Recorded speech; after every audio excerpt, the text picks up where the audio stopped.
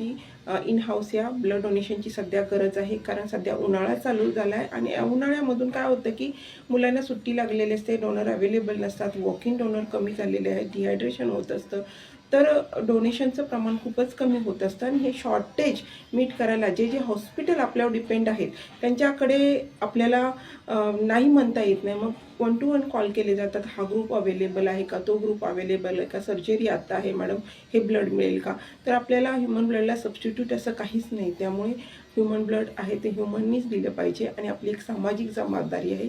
कारण रक्तजीव इति स्थिती, म्हणजे रक्तदानासारखं दुसरं महान कार्य काय नाही, कारण आपल्यामुळे एका डोनरमुळे 3 जीव वाचले जातात. याच्यापेक्षा अजून काय पाहिजे, कारण 120 दिवसानंतर ब्लड तसं पण शरीर आपलं नष्ट होणार आहे. आपलं शरीर हे सेल्युलर ग्रोथवरती डिपेंड असतं. We live and die on cellular growth.